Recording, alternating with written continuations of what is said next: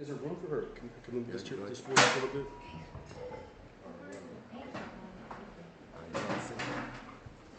All right. Well, shalom, everybody. Shalom. All right, shalom, Zion. Oh man, what a long, strange trip it's been so far. Yeah, this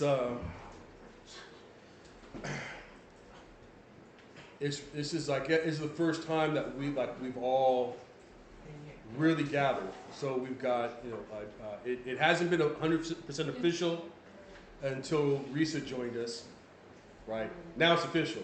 Now it's official. So we were really missing you in the praise and everything like that. And so just hearing that voice with Ma is just like, man, it's really powerful, because the praise is sincere, and Shug Mom, you need to stay up there.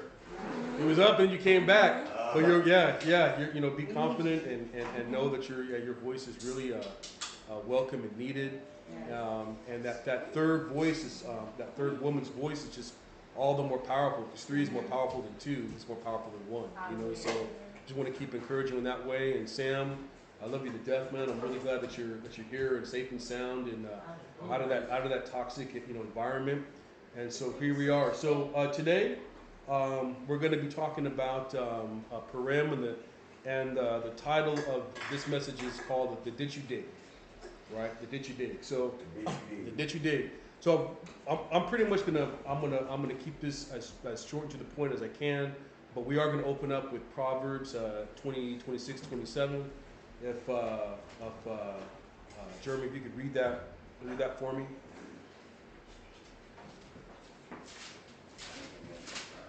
Book of Proverbs? Yeah. Chapter 26? Yeah, 26, 27. Mm-hmm. Book of Proverbs, chapter 26, verse 27. Whoso digs a pit shall fall therein, and he that rolls a stone, it will return upon him. So, Jeremy, my brother, he often calls the Most High the kickback king.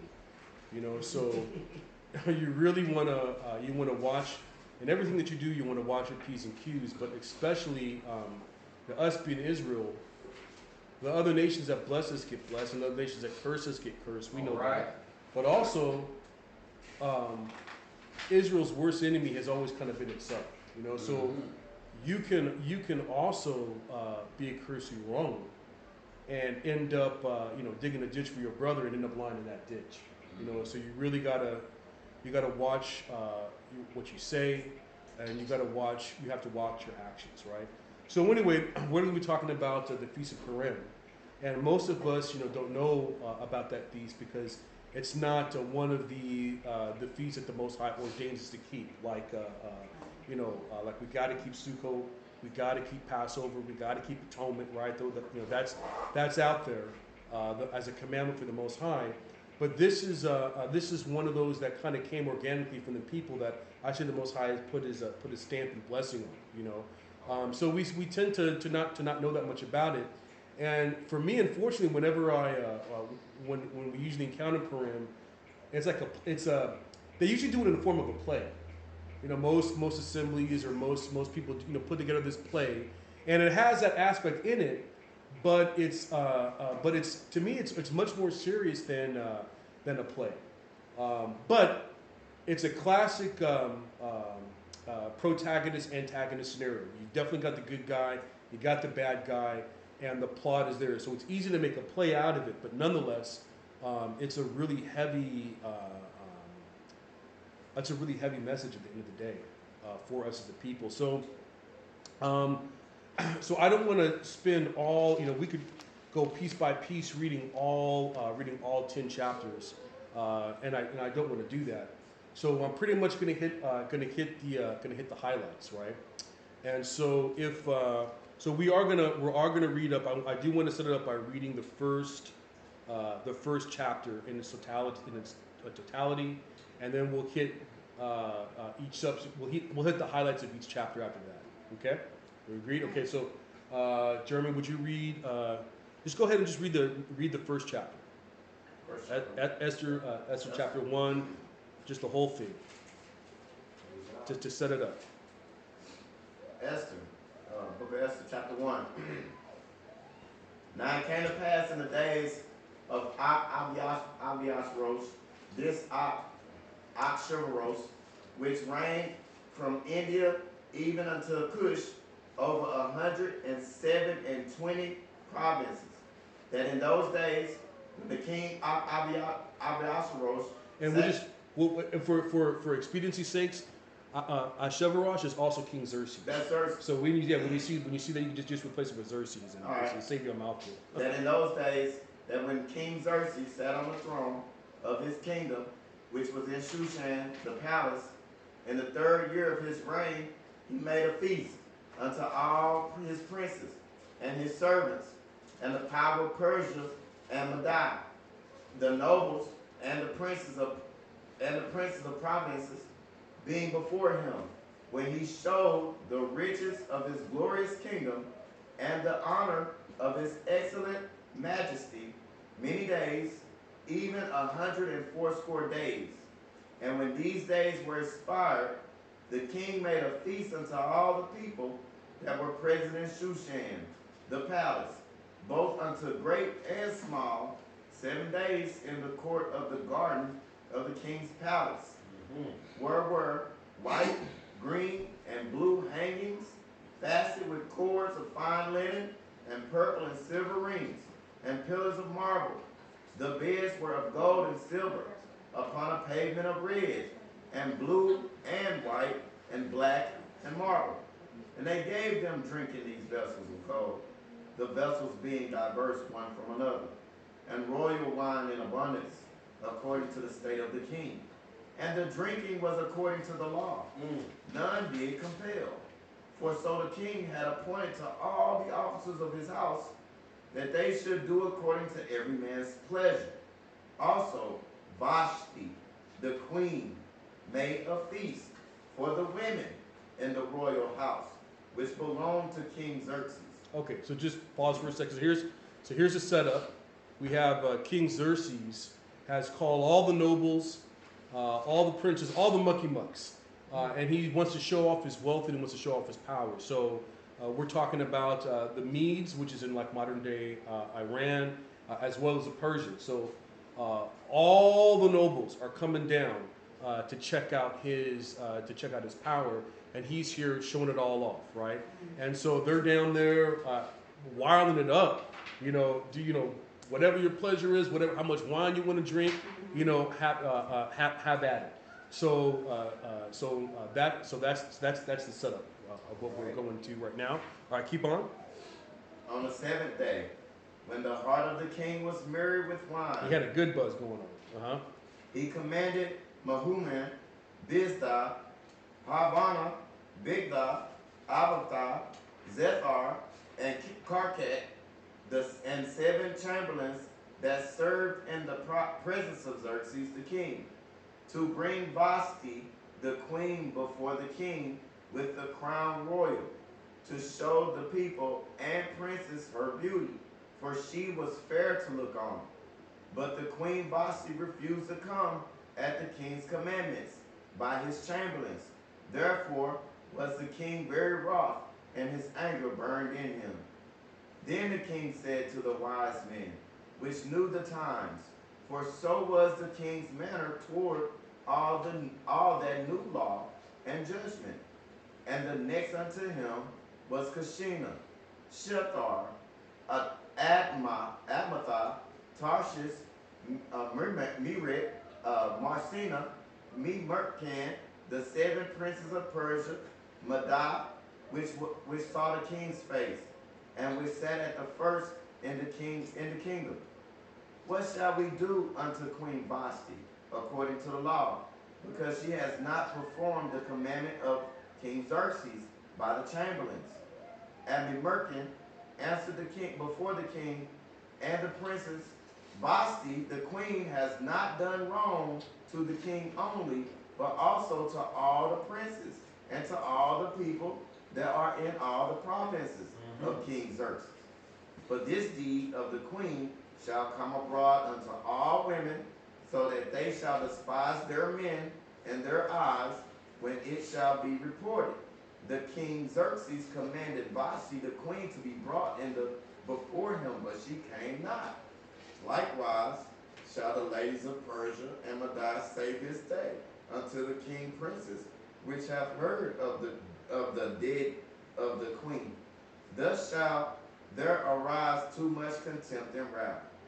If it please the king, let there go a royal commandment from him, and let it be written among the laws of the Persians and the Media, that it will not be altered, that Vashti come no more before King Xerxes, and let the king give her royal estate unto another, that it is better than she.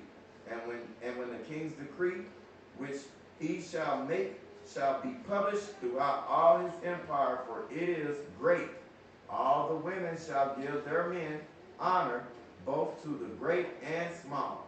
And saying, please, the king and the princes, the king did according to the word of the merchant, for he sent letters into all the king's provinces, and to every province according to the writing thereof, and to every people after their language, that every man should bear rule in his own house, and that it shall be published according to the language of every people. Okay.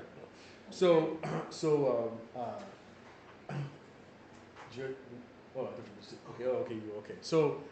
here's the setup. So Xerxes is showing off his power, right? And every when you even today, when you go to the governor's ball or any high society event, right, and you have an invite, okay, it's assumed you have a +1, right? And so your +1, it's either your wife or you got a hot date, right? And it's like the more beautiful the woman on your arm, the more status that you have. And it's just the truth. Like when you get invited, not only even among say like if you got invited to the white party or something like that with Jay-Z, right? If you're in that hip hop elite, you want to go with the finest date that you can, right? So Xerxes here is married to Vashti. Even that name sounds beautiful. I bet Vashti must have been Vashti, man. Ooh, maybe that name sounds fine, man. So he's like, so they're all drunk and married, and so he says, man, let me show you all. Let me get my wife to entertain you. So I think it was also more than just she's going to come in. I think he wanted her to do a dance to entertain him, something like that. But now she's in the other part. She's with the girls, right? And this is to me is like the first glimpses of feminism, or of women trying to usurp the power of the man. When she's like, I don't care what the king says. I ain't going before him and his friends and showing myself off, right? And so King Xerxes lost a lot of face in front of all of his friends, So you could just imagine when the servants come back and they're whispering in his ear, she ain't coming. It's like, what do you mean she ain't coming? No, she says she's not going to come no matter what. She's getting her drink on with her girls and she is refusing to come.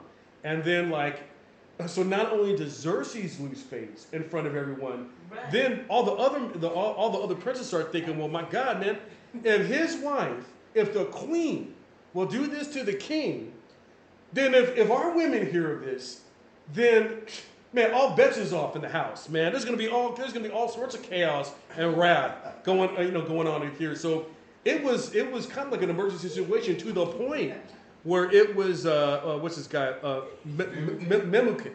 Memucan was the one that says, hey, look, man, we got to put a stop to this, man. I say, you know the law, if somebody directly disobeys the king, then we got to do something about that. So why don't we take away your wife's estate? We won't make her queen anymore. We'll take away her title, her housing, her land, and all that, right? And then we'll make a letter basically saying all men have to obey their wives no matter what, and send this out throughout all the kingdom. Oh, yeah. Right. So send this out to all the kingdom. And so basically that's what happened, right? Now, I'm going to read the opening chapter of 2. After these things, when the wrath of King Xerxes was appeased, he remembered Vashti, and what she had done, and what was decreed against her.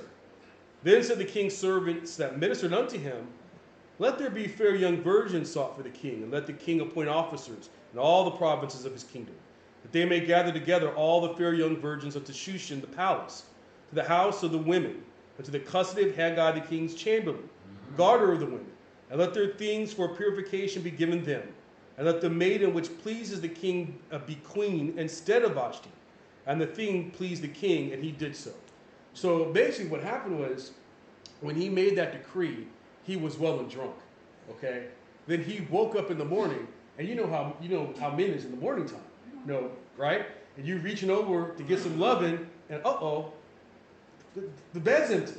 He's like, wiping that sleep and that drunk off him. He's like, where's Vashti? And then he remembered what happened, But because it wasn't his idea, it was Memucan's idea. Usually, like if a servant comes up with a good idea or a bad idea, and the king goes along with it, that servant ends up getting executed. Or if it's a good idea, he ends up getting praised. So I can see it. At first, he's like, "Man, Memucan, what the heck did you do? You made me lose my wife. You made me. I declared this. Now I don't have Vashti." So with the quickening, he's like, "I got a wise idea, king, right? Why don't we get all the fine virgins, the best virgins in the land, and we'll all bring them to you, okay? And then you can choose which one that you want for your wife." Right. And he's like, "That is a great idea. That's a fantastic idea, right? Give this man a raise." So that's a scenario. Okay, so starting with 8. This is 2 verse 8. So it came to pass when the king's commandment and his decree was heard, and when many maidens were gathered together into Shushan the palace, to the custody of Haggai, that Esther was brought also unto the king's house to the custody of Haggai, guarder of the women. And the maiden pleased him, and she obtained kindness of him. And he speedily gave her things for purification, with such things as belonged to her, and 7 maidens which were meet to be given to her, out of the king's house. And he preferred her and her maids unto the best place of the house of women. Esther had not showed her people nor her kindred, for Mordecai, her uncle, had charged her that she should not show it. And Mordecai walked every day before the court of the women's house to know how Esther did and what should become of her. So, out of all of the women, so he rules from India. Xerxes was ruling from India all the way to Ethiopia, right? So the most beautiful women are being brought before him, and one of those women is Esther, right? And her uncle Mordecai hears of this contest or of this decree, and encourages Esther to go before the king and to present herself, right? And so when she shows up, she's given. So the king has all sorts of eunuchs, and the kings often have large harems, and they have eunuchs that protect or that guard the women. And Haggai was one of those. So, but Haggai was more than just your run-of-the-mill. Your run-of-the-mill servant. He was the chief guardian of the women. And so, out of all the people that could have been placed over her, she scored a good deal with having Haggai as her guardian. And so, because of Esther's demeanor and whatnot, she gathered favor from Haggai. And Haggai is so each woman has her own guardian or protector. Okay, and when this big contest comes before the king, all of the guardians, they want the woman that they're guarding to become the queen, because imagine the inroads that you would have if that was like, the queen would remember you forever and would give you good favor, right? So so something about let's see, hold on. So when we go to so one of the things that how the women are going to prepare is they get 1 year time to purify themselves. So they get 6 months of purifying with myrrh, 6 months purifying with oil, right? And doing everything that they can do to get themselves set. So I'm thinking that they're on special diets, they're doing exercise, they're trimming all the fat, right? They're putting muscle on where muscle needs to be put on. They're losing fat, where fat needs to be lost, and they're getting rid of all any eczema that they might have, any pimples, all that stuff. They're getting 1 year to prepare themselves to present themselves before the king. Now, hold on just a sec. Mommy, just a sec. Hold on just a sec.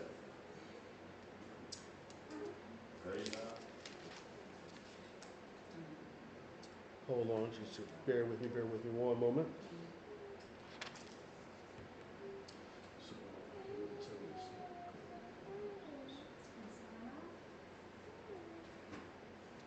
So the king, one of the things that the king, the women have, and really think of this, as part of, before you go before the king,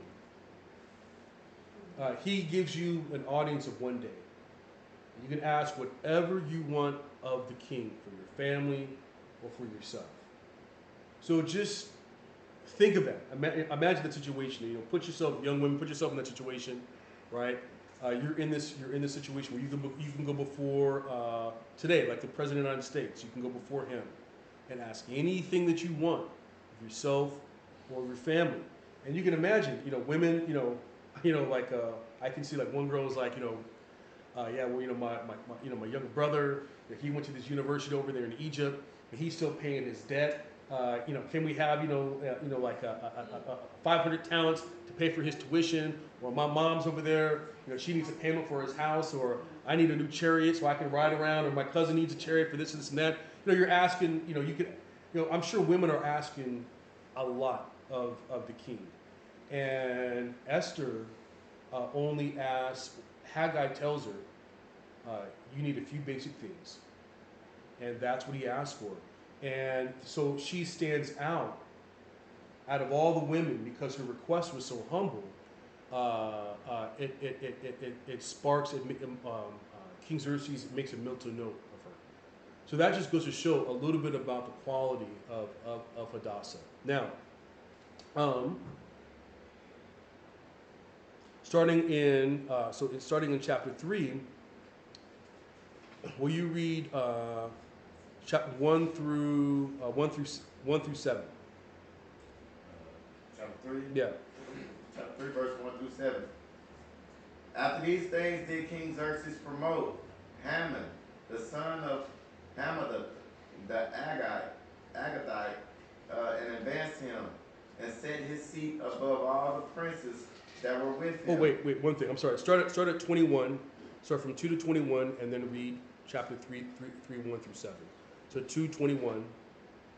In those days, while Mordecai sat in the king's gate, two of the king's chambers, Bigthan and Teresh, of those which guarded the door, were wroth, and sought to lay hands on King Xerxes. And the thing which was known to Mordecai, who told it unto Esther, the queen, and Esther certified the king thereof of Mordecai's name. And when an inquisition was made of the matter, it was found out.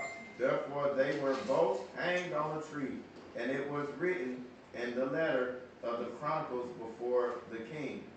After these things did King Xerxes promote Haman, the son of Hammedatha, the Agathite, and advanced him, and set his seat above all the princes that were with him, and all the king's servants that were with the king's gate bowed and reverenced Haman, for the king had so commanded concerning him. But Mordecai bowed not, nor did him reverence. Then the king's servant, which were in the king's gate, said unto Mordecai, Why transgress you the king's commandments? Now it came to pass, when they spoke daily unto him, and he hearkened not unto them, that they told Haman to see whether Mordecai's matter would stand, for he had told them that he was a Jew, Yehudi. And when Haman saw that Mordecai bowed nor did reverence him, then was Haman full of wrath, and he thought scorn to lay hands on Mordecai alone. For they had showed him the people of Mordecai, wherefore Haman sought to destroy all the Yehudim that were throughout the whole kingdom of Xerxes, even the people of Mordecai. And yeah, there you go. Yeah. So,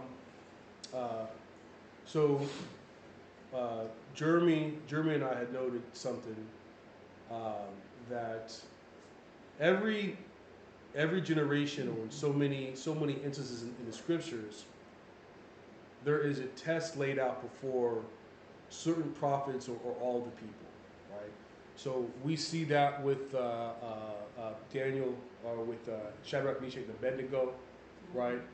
They refused to bow down before the statue that Nebuchadnezzar had set up, right? In the book, what is it, Bel and the Dragon, Daniel had refused to bow down also before images, and these are like life and death situations. You either do this, or you're going to be met with certain death, right? During the time of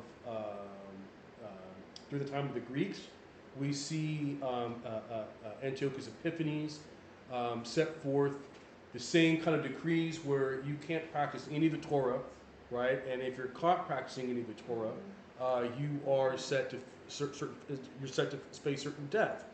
And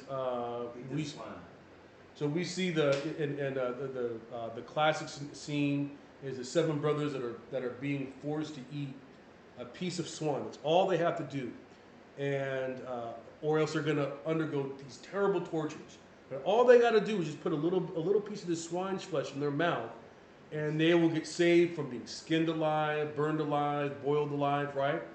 And so this mother is forced to watch all of her 7 children go through this terrible death. And all they have to do is just eat a little bit of swine's flesh.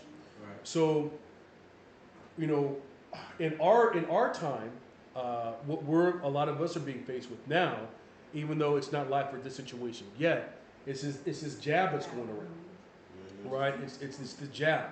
So you either take this jab, or you can't get work, or we're going to put you what happened to me was, or we're going to put you on definite unpaid leave, and you don't know what's going to happen to you, right? And so many people today, I'm sure all of us have heard, just take the jab. Just go ahead and just take it. It's just so much easier to just take this filth and poison in your body. You don't have to worry about whether or not you have a job or not, right? Same thing, just eat the little piece of flesh. All you got to do, just taste a little bit of swine's flesh. You don't have to undergo this torture. Just bow down before the idol. Just bow down. We both know the idol's not real, right? So I know it's not real. You know it's not real. Just appease the king, right? So Mordecai here is put in the situation where Haman is made the most powerful representative over all the leaders in the land, right? And Haman is given the king's ring. Haman is making all nobles bow to him in reference to the king, and almost in a sense of even in a worshipful way. And Mordecai refuses to bow. Now we see that early in the text, Mordecai tells Hadassah, "Do not reveal who you are. Right.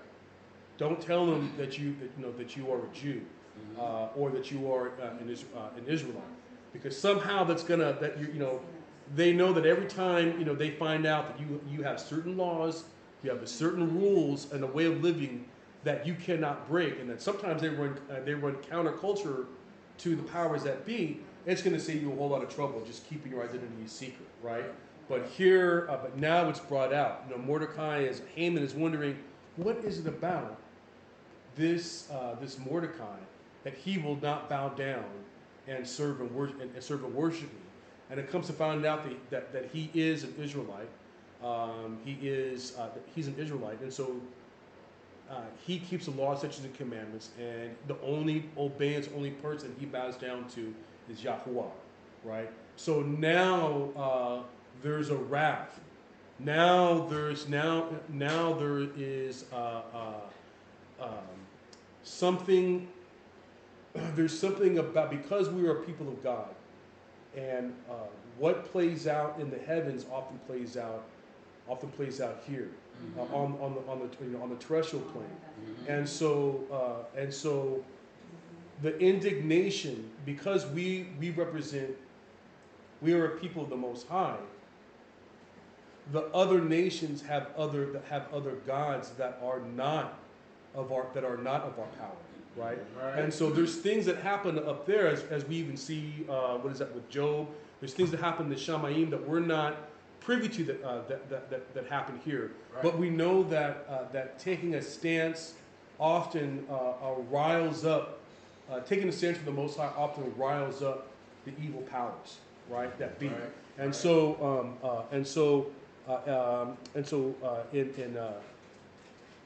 in 7, and I'm going to read here a little bit.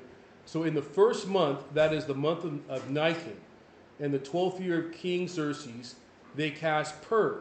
And this is where the name puriym comes from. Pur is a lot. They cast a lot. Before Haman, from day to day, from month to month, to the 12th month, that is the month of Adar. And Haman said unto King Xerxes, there is a certain people scattered abroad and dispersed among the people in all the provinces of your kingdom, and their laws are diverse from all the people. Neither keep they the king's laws. Therefore it is not for the king's profit to suffer them. If it please the king, let it be written that they may be destroyed. And I will pay 10,000 talents of silver to the hands of those that have the charge of the business, to bring it to the king's treasuries. And the king took his ring from his hand and gave it unto Haman, the son of Hammedatha the Agagite, the enemy of the Yahudim.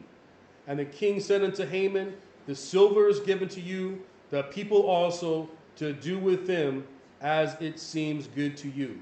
So this slaughter is going to happen in the month of Adar, I believe, right? He kind of went, so this is where the lot is. He kind of went, eeny, meeny, miny, moe, catch tiger by the toe, if the hollers let him go. And he just kind of randomly picked a date of the slaughter, and boom, it fell on this month. So in today's money, Haman basically offered Xerxes $3.5 billion. Okay, so 10,000 talents of silver in today's money is $3.48 billion to exterminate the Jews, or to exterminate our people, right? So that's, who would not want that in their coffers, right? So you're saying that you're, going to put 3.5 billion into my coffers. If we exterminate these people, why not? And you're my right hand man. What you say goes. I give you the people. I give you the power. Here's my ring of authority. Go do the thing, right? So in 13. So King Xerxes writes this letter, sends it out to all the land in 13, and the Sepharim, the letter, were sent by post into all the king's provinces to destroy, to kill, and to cause to perish all Yahudim, both young and old, little children and women, in one day, even upon the 13th day of the 12th month, which is the month of Adar, and to take the spoil of them for a prey, right? So it seems like that's from Deuteronomy 28, that's kind of like an ongoing curse, that our enemies who fall upon us will have no mercy upon the young or the old, on men or women, right? And so even, I guess, I kind of wanted even the kids to hear this, because this isn't just a teaching for adults. If the children are young enough to face a slaughter, then they're young enough to hear the story, right, of how this happened, right? That's kind of the way that I look at it. So read the beginning of chapter 4, will you? When Mordecai perceived all that was done, Mordecai rent his clothes and put on sackcloth with ashes, and went out into the midst of the city, and cried with a loud and bitter cry, and came even before the king's gate.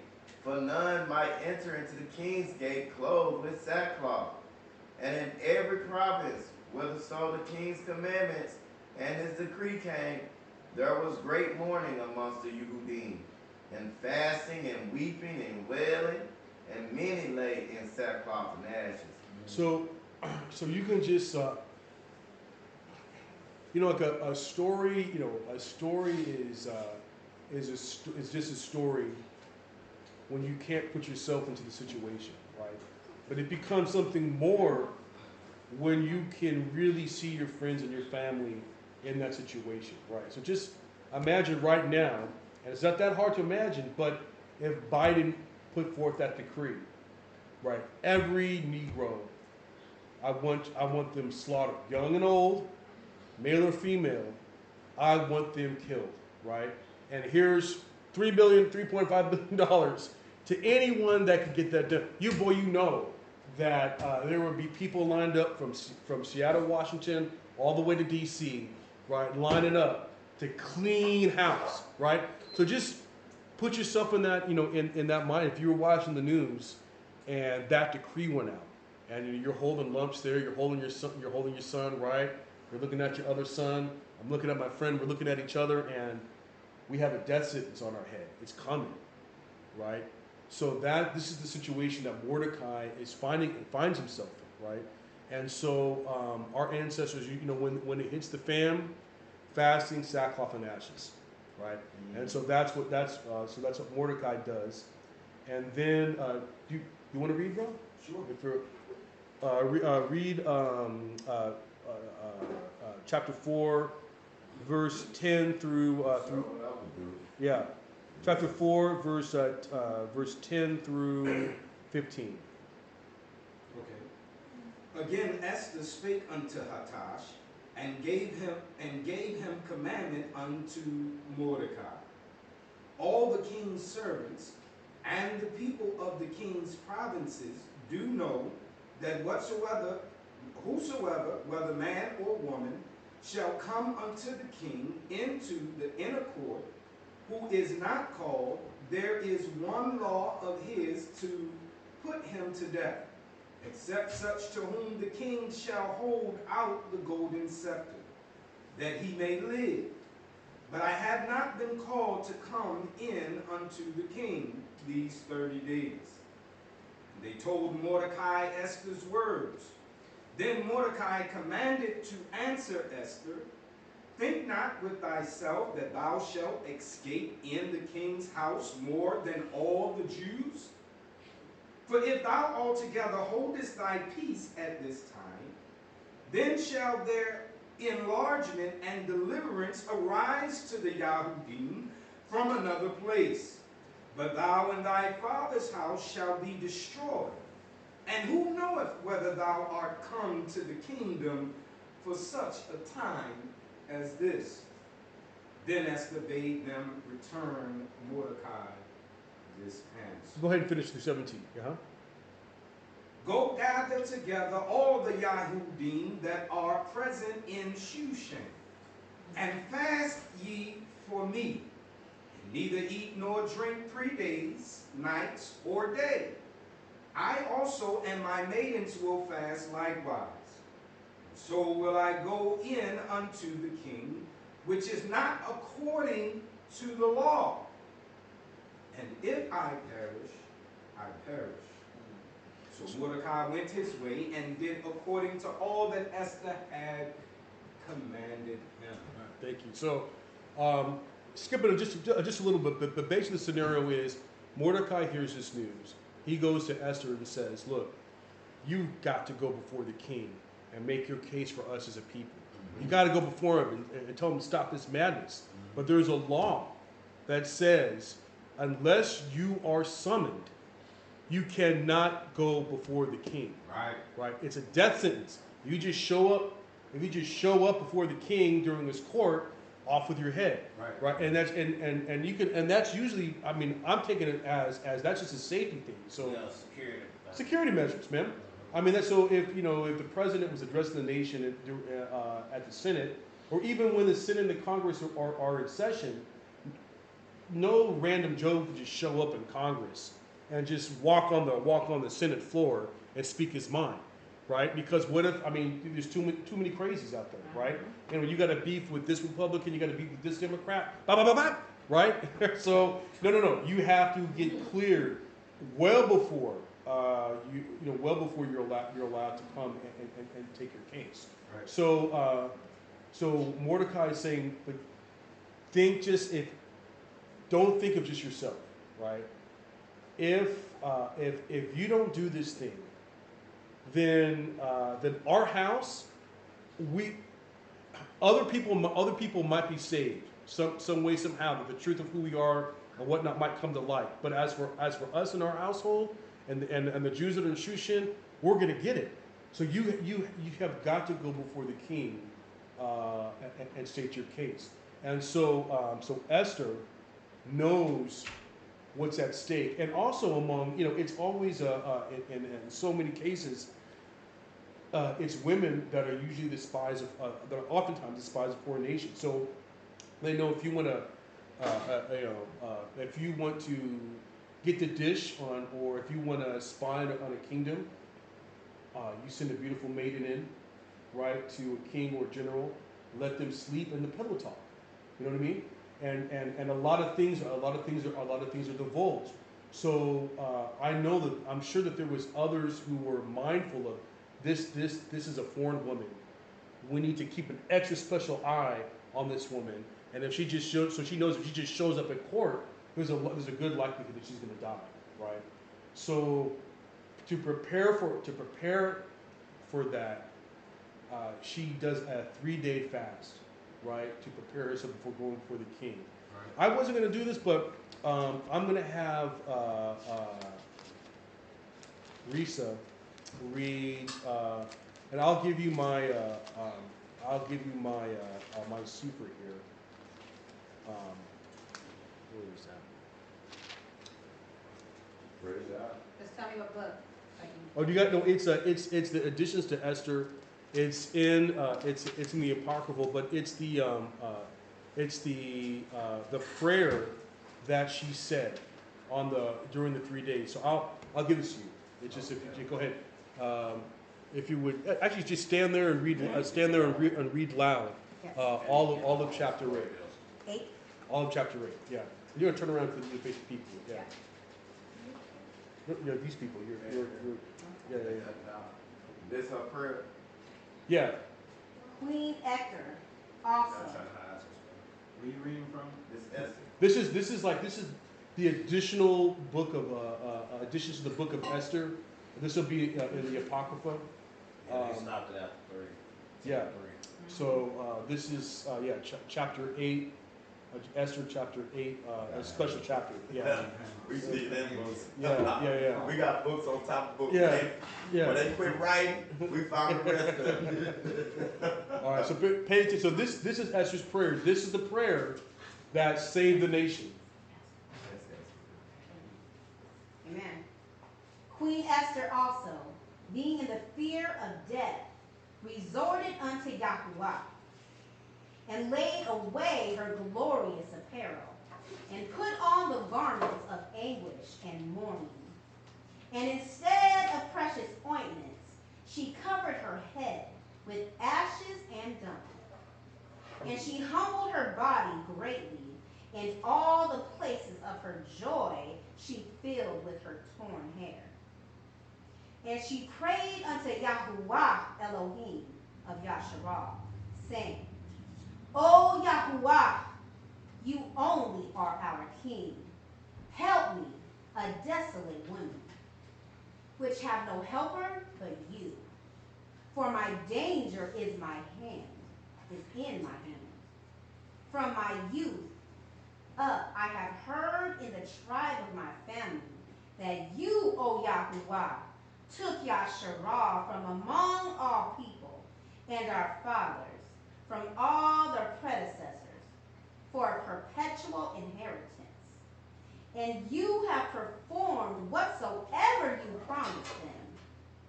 And now we have sinned before you. Therefore, have you given us into the hands of our enemies, because we worship their Elohim. O Yahuwah, you are righteous.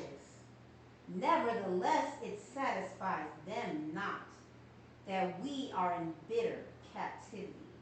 But they have stricken hands with their idols, that they will abolish the thing that you with your mouth have ordained, and destroy your inheritance, and stop the mouth of them that praise you, and quench the glory of your house and of your altar, and open the mouths of the heathen to set forth the praises of the idols, and to magnify a fleshly king forever. O Yahuwah, give not your scepter unto them, that be nothing, and let them not laugh at our fall, but turn their device upon themselves, and make him an example that has begun this against us. Remember, O Yahuwah, make yourself known in time of our affliction, and give me boldness, O King of the nations, and Yahuwah of all power. Give me eloquent speech in my mouth before the lion. Turn his heart to hate him that fights against us, that there may be an end of him, and of all that are like-minded to him. But deliver us with your hand, and help me that am desolate, and which have no other help but you. You know all things, O Yahuwah. You know that I hate the glory of the unrighteous, and abhor the bed of the uncircumcised, and of all the heathen. You know my necessity, for I abhor the sign of my high estate, which is upon my head in the days therein I show myself, and that I abhor it as a menstruous rag, and that I wear it not when I am private by myself. And your handmaid has not eaten at Haman's table, and that I have not greatly esteemed the king's feast, nor drunk his wine of the drink offering. Neither had your handmaid any joy since the day that I was brought hither to this present. But in you, O Yahuwah Elohim of Abraham, O Elohim, above all, hear the voice of the forlorn, and deliver us out of the hands of the mischievous, and deliver me out of my feet. All right. Hallelujah. Anyone, anyone notice anything about that prayer or have any words about that? Yes, many much. I mean, first she realized of her fear, but most importantly, she knew how to call on the Most High when she was in trouble. Yes. And she didn't just call on him; she testified about his goodness. She began to speak. I remember how you delivered the people. I remember how you told me. I grew up with my family telling me how you was a God that saves and a God that delivers, and how you brought the people out at this time. So I'm trusting on you that you this kind of Elohim, and that you'll deliver us. And she began to pray prayer specific, what I call prayer specific. she began to pray specific in judgment. Bring, especially when she said, let them fall on their own device. Like she began to speak what she was seeking from Abiyah, specific detail. And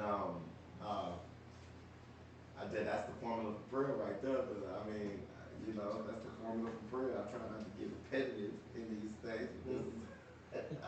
Hallelujah. You know. All right. Anyone else?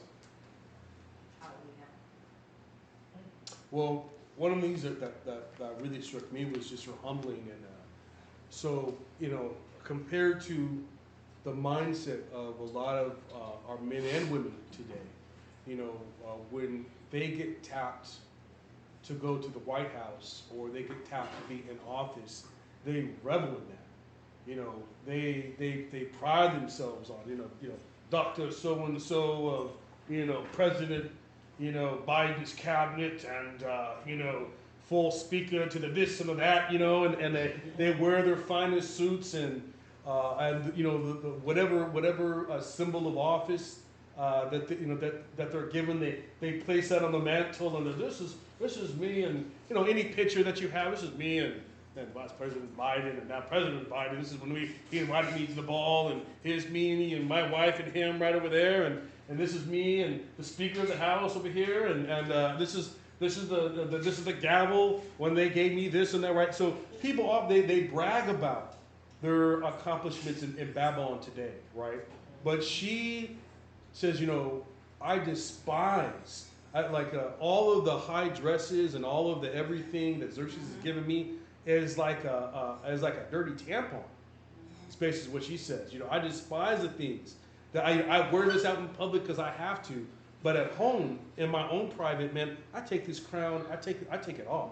You know, and so how many of us, men or women, would have the estate to, you know, when they're in repentance, to throw on ashes and to put literal doo-doo, dung, you know, dry dung on your, you know, on your head. You know what I mean? And so, for my brother's credit, you know, you did put my brother was called to repentance, and he did put ashes on his face and sackcloth, and that was really kind of like the beginning of the Spirit really working with him in a special way. And also, if you think about it, Purim seems to kind of be the thing, like, you know, the rainbow in the first Purim, and the second Purim kind of when the leadership left, and that was kind of about the time you kind of stepped up and came into your own, and now here we are. If you think about it, this is, you know, your wife's here, the family's here. The first real gathering of all of us is again at a Purim. At a Purim. So there's something, for whatever reason, the Most High is dealing. He has us dealing with Purim for some reason, you know. So whenever there is a prayer by our ancestors seeking deliverance, pay special attention, because there's a formula there, and you can, for all of us, you know, really study that prayer. And for your nation and for your own life, if you're going through something, if someone is oppressing you, right, this is a formula that you can use. A great prayer one of my favorite prayers done by another woman is Hannah in the first book of Samuel, where, you know, she's being oppressed by one of her husband's wives, and she lays a heartfelt prayer down and is delivered from her affliction, right? So the Most High will listen to you when you have a contrite heart and you are humble. He will hear your prayer. And I really wanted Sugar Mom to pay. He was out there, but on your own time, I really want you to go back and read that prayer. And you kind of, this whole, you're kind of like the Esther for our group. You know, you're very beautiful, you're young. You would be someone who would have, you know, back in the day, this would have been a you. You know, your brother or uncle over there would have been like, hey, why don't you go before, Xerxes and make a case for yourself. You know what I mean? So you're very much like in a kind of like an Esther. So we see for the men, Mordecai is a great example for us to follow, and for the women, Esther is a great example for both men and women and women to follow, right? So with that being said, so that's the prayer that she says, okay? So in chapter 5, now it came to pass on the third day that Esther put on her royal apparel and stood in the inner court of the king's house, over against the king's house. And the king sat upon his royal throne in the royal house, over against the gate of the house. And it was so, when the king saw Esther the queen standing in the court, that she obtained favor in his sight. And the king held out to Esther the golden scepter that was in his hand. So Esther drew near and touched the top of the scepter. Then said the king unto her, What will you, Queen Esther, and what is your request? It shall be even given to you. It shall even be given you to the half of the kingdom. And Esther answered, If it seem good unto the king, let the king and Haman come this day unto the banquet that I have prepared for him. Then the king said, Cause Haman to make haste, that he may do as Esther said. So the king and Haman came to the banquet that Esther had prepared. And the king said unto Esther at the banquet of wine, What is your petition? And it shall be granted you. And what is your request? Even to the half of the kingdom it shall be performed. Then answered Esther and said, My petition and my request is, if I have found favor in the sight of the king, and if it please the king to grant my petition and to perform my request, let the king and Haman come to the banquet that I shall prepare for him, and I will do as the king said. And go ahead and finish out reading, read verses 9 through 14. Let me read it. Who? Oh, yeah. Sorry, Frank, go for it, man. Then went Haman forth that day, joyful and with a glad heart. But when Haman saw Mordecai in the king's gate, that he stood not up, nor moved for him, he was full of indignation against Mordecai. Nevertheless, Haman refrained himself, and when he came home, he sent and called for his friends, and Zeresh his wife, and Haman told them of the glory of his riches, and the multitude of his children, and all the things wherein the king had promoted him, and how he had advanced him above the princes of the servants of the king. Haman said, Moreover, yea, Esther the queen did let no man come in the king unto the banquet that she had prepared but myself. And tomorrow am I invited into her also with the king. Yet all this availeth me nothing, so long as I see Mordecai the Jew sitting at the king's gate. Then said Zeresh his wife and all his friends unto him, Let a gallows be made of 50 cubits high, and tomorrow speak thou unto the king, that Mordecai may be hanged thereon. Then go thou in merrily with the king unto the banquet. And the king pleased him. And the thing pleased him. And he caused the gallows to be made. Right. So Haman is just tickled pink, man. He doesn't know, he doesn't see the web that the Most High is laying for him, this trap that he's laying for him, right? And so Esther, out of all the things at that moment, and again, think about it. I mean, she could have, at that moment, asked anything of the king, even half the kingdom. How tempting would it not be? I mean, if you were a sellout to your people, you could have been like, forget this slaughter. I mean, whatever, man. Are you going to give me half the kingdom? Let them fend for themselves. I'm taking half the kingdom for me of mine, right? How many of our own, would take that?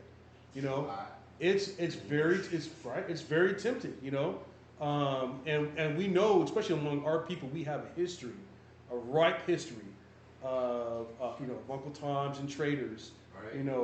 Who backs out the people. So, thank God for Esther that she stuck to her guns, and all she wanted was this banquet for only the king and Haman.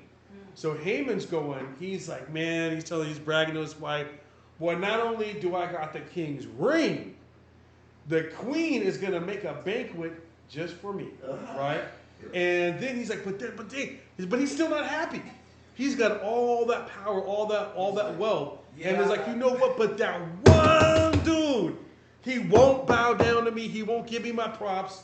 He won't give, he refuses to honor my position. And I have all this, but none of it makes me happy because of this one man. And so he prepares a gallows, hangman's noose, 50 cubits high and 75 feet. 70. That's a huge gallows.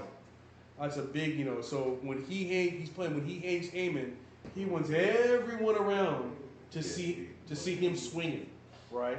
So this is the setup, right? Now, here we see the Most High beginning to work on the king. Who wants to read? Yeah, you know what? Yeah, geez, man. Every time I try to cut it short, someone just read chapter 6, man. Chapter 6. Can I get someone to read 6 through 10 and someone else to read 10 through 12 through the close? Chapter 6 through 10? No, chapter 6 verse 1 verse 1 through 9. On that night could not the king sleep, and he commanded to bring the book of records of the Chronicles, and they were read before the king. And it was found written that Mordecai had told of Bigthana and Teresh, two of the king's chamberlains, the keepers of the door, who sought to lay hand on King Ahasuerus. And the king said, what honor and dignity have been done to Mordecai for this? Then said the king's servant that ministered unto him, there is nothing done for him. And the king said, who is in the court?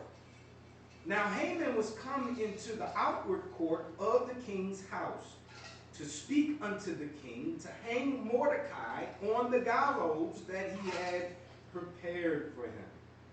And the king's servant said unto him, behold, Haman standeth in the court. And the king said, let him come in. So Haman came in, and the king said unto him, what shall be done unto the man whom the king delighteth to honor? Now Haman thought in his heart, to whom would the king delight to honor more than myself? Haman answered the king, for the man whom the king delighteth to honor. Let the royal apparel be brought which the king used to wear, and the horse that the king rideth upon, and the crown royal which is set upon his head. And let his apparel and horses be delivered to the hand of one of the king's most noble princes, that they may array the man withal, whom the king delighteth to honor, and bring him on horseback through the street of the city, and proclaim before him, thus shall it be done to the man whom the king delighteth to honor.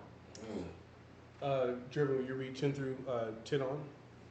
Then the king said to Haman, make haste, and take the pearl and the horse, as you have said, and do even so to Mordecai, the Jew Yehudi, that sits at the king's gate. Let nothing fail of you that you have spoken. Then took Haman the pearl and the horse, and arrayed Mordecai, and brought him on horseback through the street of the city, and proclaimed before him, thus shall it be done unto the man whom the king delights to honor. And Mordecai came again to the king's gate. But Haman hasted to his house, mourning and having his head covered. And Haman told Zeresh his woman, and all his friends everything that had befallen him. Then said his wise men and Zeresh woman unto him, if Mordecai be of the seed of the Yehudim, before whom you have begun to fall, you shall not prevail against him, but surely fall before him. And while they were yet talking with him, came the king's chamberlains and hasted to bring Haman unto the banquet that Esther had prepared. Uh-oh, right? So, so one of the things that stands out with here is, big fan, Big fan of terror, you know, Biggie and Tupac, right? Biggie and Tupac both had conspired to whack out King Xerxes. Mordecai had heard of this and was able to put a stop to Biggie and Tupac's plans, right? And so Biggie and Tupac were summarily hung. But even though he had done this good deed, he wasn't immediately rewarded for it. And so this goes, you know, for all of us. You know, you should do righteousness for righteousness' sake. You know, do good for good's sake. And the Heavenly Father sees what you're doing, right? And your reward may not be immediate. Okay, and you may be wanting something right now, but the Most High might have something, a better reward and plan for you at a later time, right?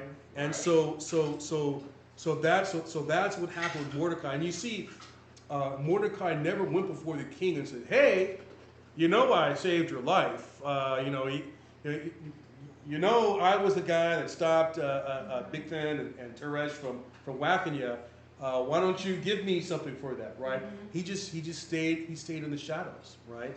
And so because of it, for some reason on the night of this banquet, the king couldn't sleep, and so the Most High just tickled his mind, planted a little seed in there, and just for some reason I just feel the need to read the book of Chronicles. What's been going on in my kingdom, right? And he comes across Mordecai's good deed, and he thinks to himself, what reward did we give Mordecai for saving my life? And we didn't give anything to him, right? And he says, we didn't give anything to the man. And so now, and we see just how the Most High is acting. So now it must be early in the morning. The king, he's been reading through all of his chronicles. Hours have gone by. They find out that nothing has happened, and now Haman is invited to come in, and so he asks in a roundabout way. He asks Haman, "Hey, did you hear about this guy?" I don't even think Xerxes he didn't know this beef that he had with Mordecai. So we just said, "Hey, have you heard anything about this guy who saved my life?"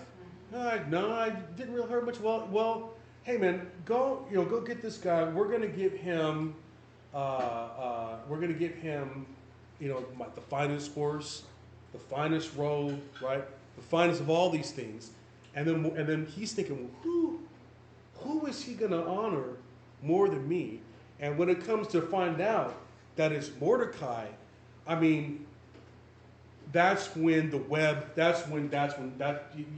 terror and the panic of his situation must have been assured, you know. And that's when you see guys when they're caught on the news, how they cover their face. They're like that when the camera is on them. So that's how he's riding back to the house, right? He's quick. He's quick trying to dodge that public attention because everyone knows. He's made no bones about it that he's going to be with Mordecai. He's going to be with Mordecai's people, right? And now the king is going to honor him. He knows that he's, that basically it's his hiney, man. He's a dead man. You know, he's a dead man. And I think what's interesting is that the Most High is allowing him to feel that dread. You know, there is that verse where it says that in the time of your calamity, right, that the Most High mocks you, right? So just imagine being that wicked, and it's also just a warning if you are planning true wickedness to do something to your brethren, that that if you don't repent, the Most High is waiting to trap you in your guilt, and He is going to laugh when He catches you, right? So it's to say what's that verse? It's a terrifying thing to fall in the hands of a mighty God or a mighty Elohim, right? And that's what happened to Haman, man. This guy, he fell into the hands of a mighty Elohim, and this was all because of Hadassah's prayer. So so especially for our young women, don't count out your prayers. Your prayers have a lot of power, and please follow in the ways of Esther, because your prayers have delivered us once before, and they can deliver us once again. So let's see here. So we got okay, all right. So we're coming towards the apex of it. Would you read chapter 7, 1 through 5? What book? This is Esther chapter 7, verse 1 through 5, and then I'll read 7. I'll read 7 on. Mm-hmm. So the king and Haman came to the banquet with Esther the queen. And the king said again unto Esther on the second day at the banquet of wine, What is thy petition, Queen Esther? And it shall be granted thee. And what is thy request? And it shall be performed even to the half of the kingdom. Then Esther the queen answered and said, If I have found favor in thy sight, O king, and if it please the king, let my life be given me at my petition, and my people at my request. For we are sold, I and my people, to be destroyed, to be slain, and to perish.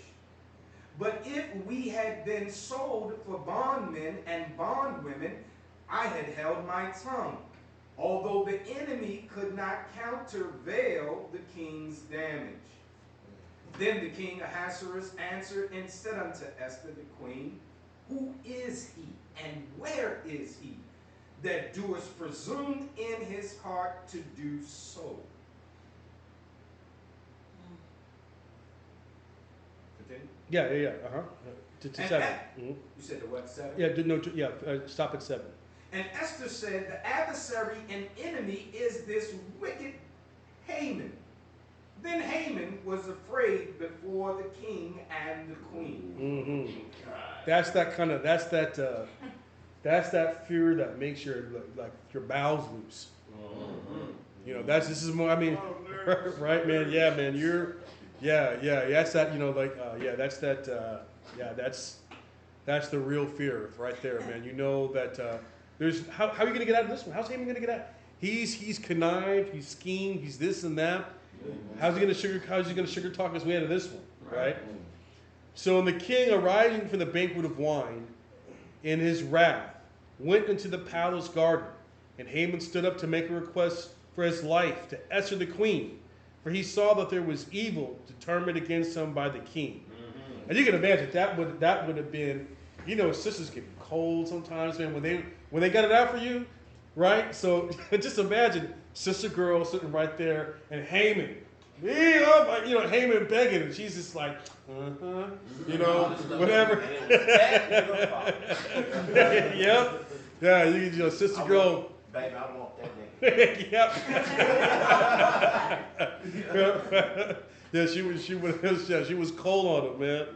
And then the king returned out of the palace gardens to place the banquet of wine. And Haman was fallen upon the bed whereon Hector was. He's pleading for his life, Then the king said, then said the king, Will he force the queen also before me in the house? As the word went out of the king's mouth, it covered Haman's face. And Sharvanah, one of the chamberlains, said before the king, Behold, also the gallows 50 cubits high, which Haman had made for Mordecai, who had spoken good for the king, stands in the house of Haman. Then the king said, Hang him thereon. So they hanged Haman on the gallows he had prepared for Mordecai. Then was the king's wrath pacified. So here this poor guy is. He's not a poor guy, but he's begging begging Esther for his life. And then who's this? Sharvana, one of the servants goes, yeah, Chamberlain goes, well, you know, this Negro here, he got a gallows in his house 75 feet waiting to hang Mordecai. And you know, that just made the king even more raw. Right. And so, you know, you talking about the man that saved alive with the 2 dudes? Yeah. The king. Right. Yeah. So that's you know, so Mordecai dug a ditch, or not Mordecai, Haman dug a ditch, and he is now lying in the ditch that he dug for himself. So be careful of the ditches, you know, that you dig for others, because you might end up lying with it, especially if you're messing with the righteous, the Most High, man. That's right. Hallelujah. Hallelujah. Chapter 9. Yeah, no, so okay, hold on. Let me see, hold on.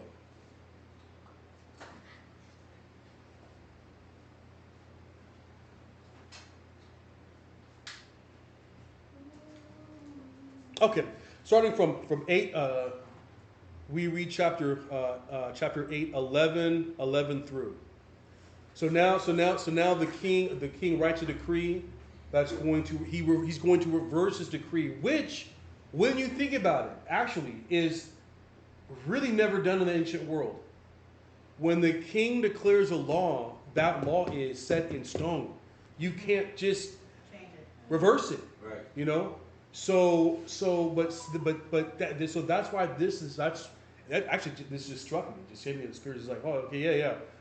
In the past, when the king makes a law, it can't be reversed. So, but somehow, through the Most High was able to put it in Xerxes' heart to reverse this thing that he had wrote it, and he So we'll see how to the level that he reversed it. So we'll go to read 11, chapter 8, 11 on. Esther chapter number 8, verse number 11. Wherein the king granted the Yahudim which were in every city to gather themselves together and to stand for their life, to destroy, to slay, and to cause to perish all the power of the people and province that would assault them, both little ones and women, and to take the spoil of them for a prey. Upon one day in all the provinces of King Ahasuerus, namely upon the 13th day of the 12th month, which is the month of Adar. The copy of the writing for a commandment to be given in every province was published unto all people, and that the Yahudim should be ready against that day to avenge themselves on their enemies. So the post that rode upon mules and camels went out, being hastened and pressed on by the king's commandment. And the decree was given at Shushan the palace. And Mordecai went out from the presence of the king in royal apparel of blue and white, and with a great crown of gold, and with a garment of fine linen and purple. And the city of Shushan rejoiced and was glad. The Yahudim had light and gladness and joy and honor. And in every province and in every city, wheresoever the king's commandment and his decree came, the Yahudim had joy and gladness, a feast and a good day. And many of the people of the land became Yahudim, for the fear of the Yahudim fell upon them. Amen. So did not the Most High just completely 180 that? Right.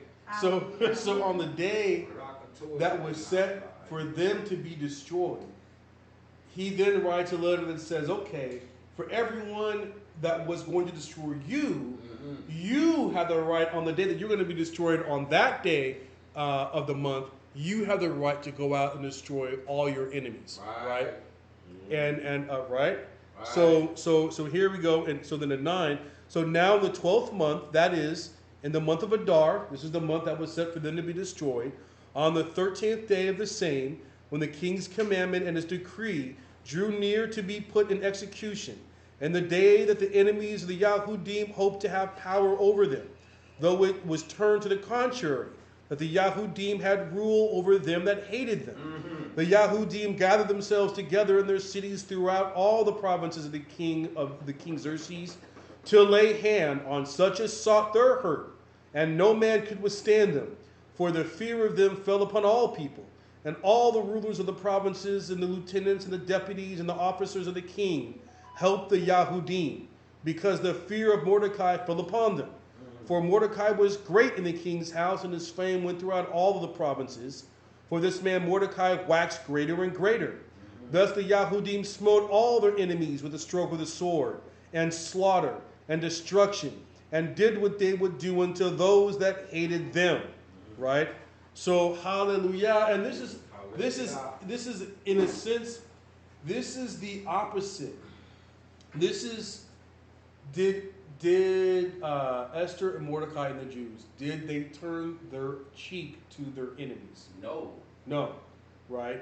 So this turn your other cheek, this praying and blessing your enemies, is a crafty deception put upon us through Christianity. Right.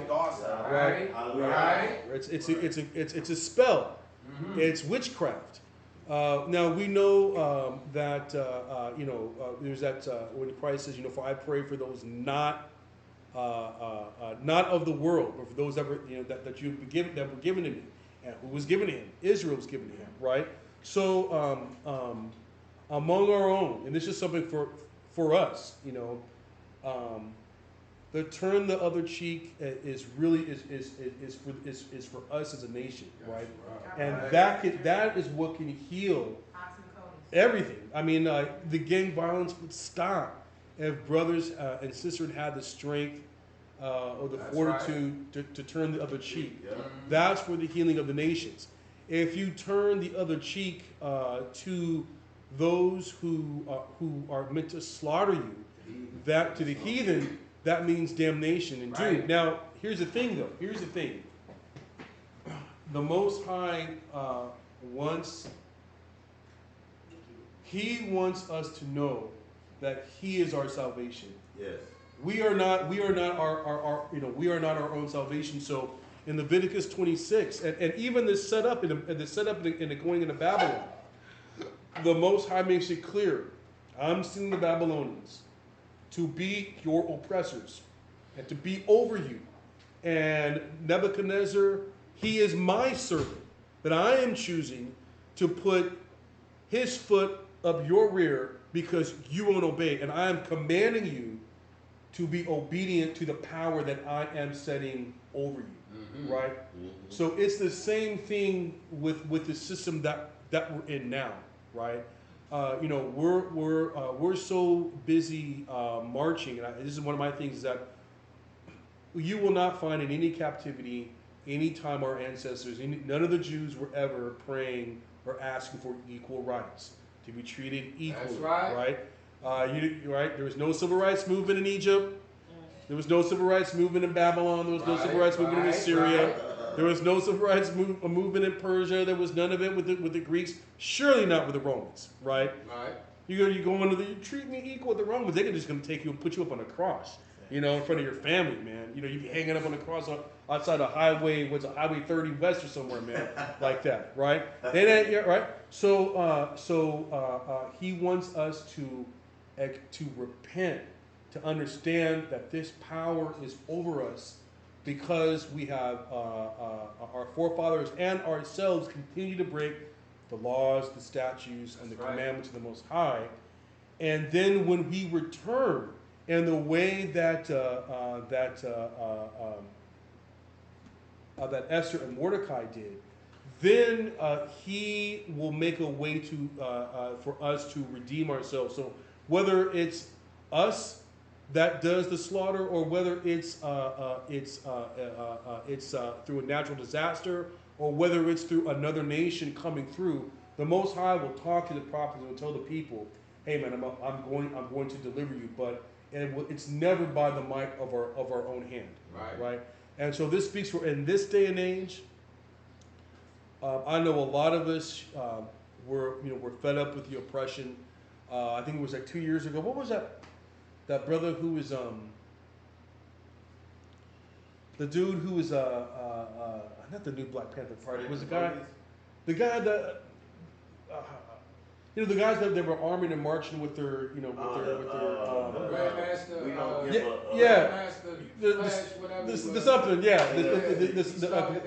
the something like that. So I am not afraid, toe to toe. There's a Wing Chun, any one-on-one, man. Any heathen can get these hands, right? But as far as defeating the nation goes, I'm telling you, man, these heathen really since Vietnam, they've been preparing for like this New World Order thing, right? And so they've been lumps, man. So there's kids it's okay, man. There's kids your age, man. Have you heard of these militia groups? So the militias, they're like armies. They're armies, pretty much kind of made of white folks. And after they leave the army, or they leave the police force or whatever, they form these little armies, and they go out in nature, and they practice battle tactics, right? And they have, and I mean, since the 1960s, they've been hoarding guns and ammo and food. So we're talking about 50, 60 years. They've been preparing for this, for kind of what we've been talking about, this whole New World Order, fall of society thing. Right. But they take kids your age, like your age, their sons and daughters, they train them on how to survive out in the wilderness. They will take you right when you're 6, 7, 8. They're going to put a gun in your hands. They're going to teach you how to shoot. Right. They're going to teach you how to hunt. Yeah. They're going to teach you. They'll just put you out somewhere, and maybe you'll be out there 5 or 6 days with a knife and a gun, and they just leave you to exercise your your survival skills. Right. That's what a lot of these little white kids. That's what they're doing. Right. Meanwhile, they've been doing that. Right. And our kids, you guys, is just over here playing PlayStation, this and that, right? And they out there training for it. So I'm saying, so when it comes toe to toe as a nation, if you think that you can defeat the white man, gun on gun, mano a mano, you're out of your mind, man. Right. You're out of your mind. And on top of that, we don't own a manufacturing company to make bullets. Right. We don't own. There's not one of us that owns a tank, a helicopter, and an airplane, and attack point. We don't own any of that. Right. So even if we were to go toe to toe, as soon as we exhaust all our ammunition, that's it, right? But them militias, man, they sympathize with one another, right? They're the militia. They still got family that's in the armed forces, right? They talk to each other, right? The police and the militia talk to each other. Right. Do you remember out there when we was up in Oregon when those militia took over? What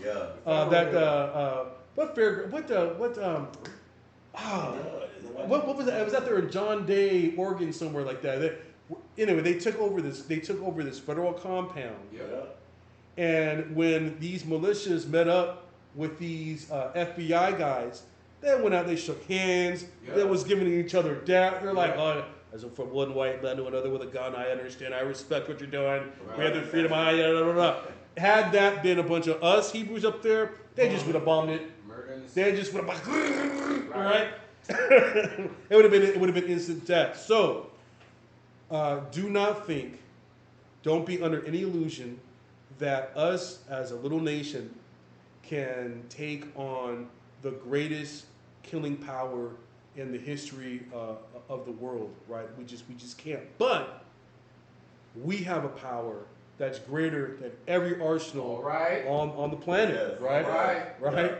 And they know that. So that's why they do not want us to return to the law, statutes, and commandments, because when they do, it's lights out for them, right? And it's going to happen. And right now, it's just a matter of the Most High just waiting on us. He's waiting on us. Right. So with that said, I wanted to read. I would just wanted to close with this. Let's see. This is Esther chapter 9, 20 on.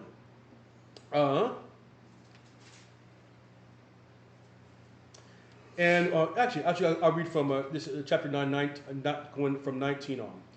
Therefore, the Yahudim of the villages that dwelt in the unwalled towns made the 14th day of the month of Adar a day of gladness and feasting, and a good day, and a day of sending portions one to another. And Mordecai wrote these things, and sent Sepharim, or letters, unto all the Yehudim that were in all the provinces of King Xerxes, both near and far, to establish this among them, that they should keep the 14th day of the month of Adar, and the 15th day of the same yearly, as the days wherein the Yahudim rested from their enemies, and the month which was turned unto them from sorrow to joy, and from mourning into a good day, that they should make them days of feasting and joy, and of sending portions one to another, and gifts to the poor. And the Yahudim undertook to do as they had begun, and as Mordecai had written unto them, because Haman, the son of Hammedatha, the Agagite, the enemy of all the Yahudim, had devised against the Yahudim to destroy them, and had cast pur, that is the lot, to consume them, and to destroy them. But when Esther came before the king, he commanded by letter that his wicked device, which he devised against the Yahudim, should return upon his own head, and that he and his sons should be hanged on the gallows. Wherefore they call these days puriym, after the name of Pur. Therefore all the words of this letter, and of that which they had seen concerning this matter, and which had come unto them, the Yahudim ordained, and took upon them, and upon their seed, and upon all such as joined themselves unto them, so as it should not fail, that they would keep these 2 days, according to their writing, and according to their appointed time every year, and that these days should be remembered and kept throughout every generation, every family, every province, and every city, that these days of Purim should not fail from among the Yahudim, nor the memorial of them perish from their seed. Then Esther, the queen, the daughter of Abichail, and Mordecai the Yehudi, wrote with all authority to confirm this second letter to Purim. And he sent the Sepharim unto all the Yahudim to the 127 provinces of the kingdom of Xerxes, with words of peace and truth, to confirm these days of Purim and their times appointed, according to Mordecai the Yehudi and Esther the queen had enjoined them, and as they had decreed for themselves and for their seed, and the matters of the fastings and their cry, and the decree of Esther confirmed these matters of Purim, and it was written in the cipher. So that's even though, like you said, the Most High Himself had not officially ordained this as a day to be kept, this miracle, this complete turning of a total slaughter, because of the obedience of Mordecai and because of Esther's prayer, how the Most High had delivered our forefathers from Haman in such a miraculous way that our people said, "Hey, we need to always remember this feast." And when you look at the colors, so for me, the colors of Purim, a white, blue, purple, and gold. Yeah. Right. Those are the colors. And then what do they do on that day? They feast. Yeah. They make merry. They send portions. They send food to one another and gifts to the poor. And we all poor, so we should all be giving gifts to one another, right? Yeah.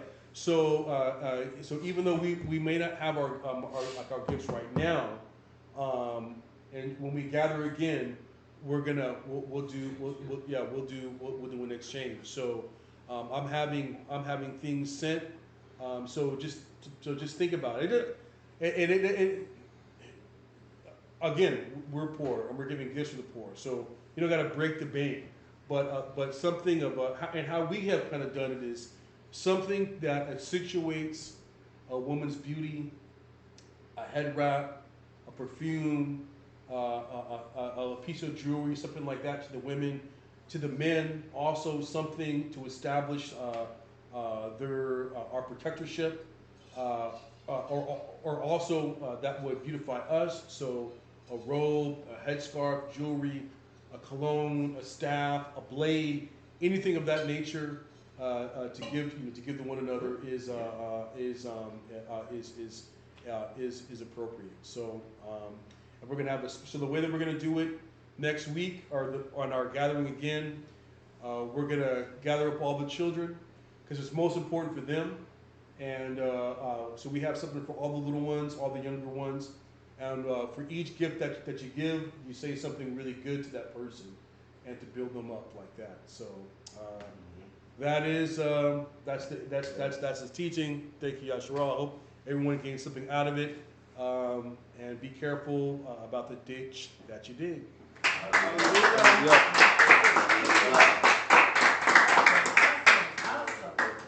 Good word, Ollie. Good word. Give him another one for that, man. Another round of applause.